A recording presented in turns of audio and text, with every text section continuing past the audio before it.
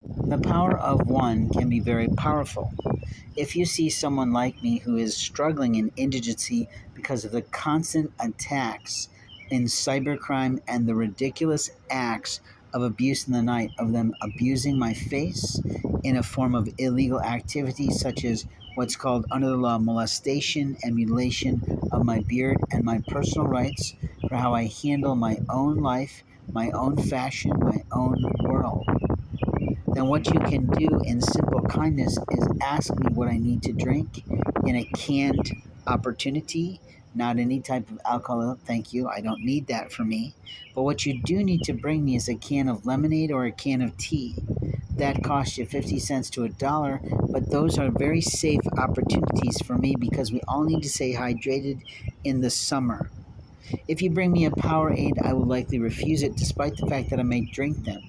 If you bring me soda pop, I absolutely have to refuse it because I don't like the carbonation within them. And frankly, I don't like the salt either. My body just can't handle it because I spend most of my day, most of my life looking for how am I going to eat today, but how am I going to eat healthy in some way. Now, the other day, someone did offer me some space balls, is what I like to joke about, but cheese balls. And as much as I like cheese balls, I don't like the residue on my hand, and I usually take what I have in my own share. I feed them to me and to my geese friends. And frankly, there's a lot of geese that need some help today. Now, if I was a smart person marketing my own company, I would authorize myself to find a simple carpenter to build a small, we might call it a henhouse concept of a just small shelter to put low in the yard around the lakes near the Target and near the Lowe's and those places where the beautiful trees and some of the ugly trees were cut down. The bushes were removed, which means that the geese and the ducks have no place to rest out of the heat or out of the snow or out of the rain. Now, sometimes these creatures, of course, adore swimming and living within the rain, but the truth is they need a place to get into shelter. Now, the dumbest thing those companies did was remove the trees. What they could have done was trim them up, take them out, put in new ones that were more appropriate to the scene. They were worried that people could not see where they were located, and that is some truth and some lie they were telling themselves at the corporate level or at the local level of a 30-year-old manager. But the reality is, the minute they did that, then the geese had to start encroaching on the little trees that are in the islands within the parking lot closer to the store. Now, if they just left things alone, or if they chose to build that little bitty shelter, several of them across the lake space where they took out the trees, then the geese could climb underneath there with their babies, their goslings, those wonderful little creatures that are going through amazing changes from being cute as a button where you want to pick them up, and you shouldn't, because you know what will happen is that their family will reject them if you touch them with your human hands.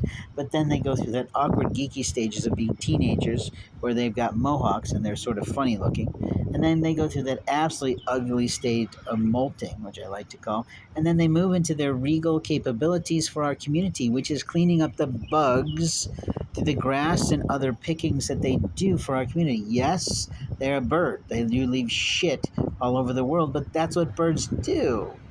And we don't seem to complain about the birds of the air as much as we complain about those little geese and the ducks, which of course are different. And I often joke that geese are as loyal as dogs. They can alert you to problems, and they'll literally track you down if you're not with them on a regular basis. And the ducks are more like cats.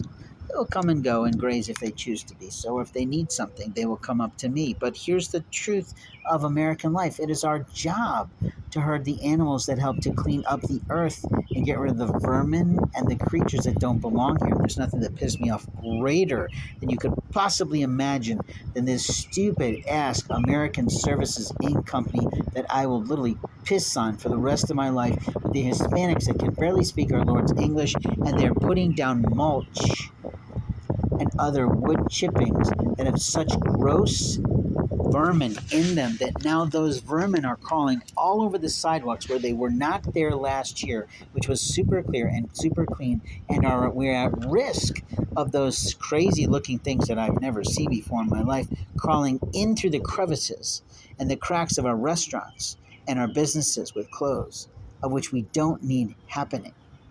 At the same time, there are plants, poisonous plants, red veined plants, growing out of these wood chippings that should be pulled out immediately with gloved hands.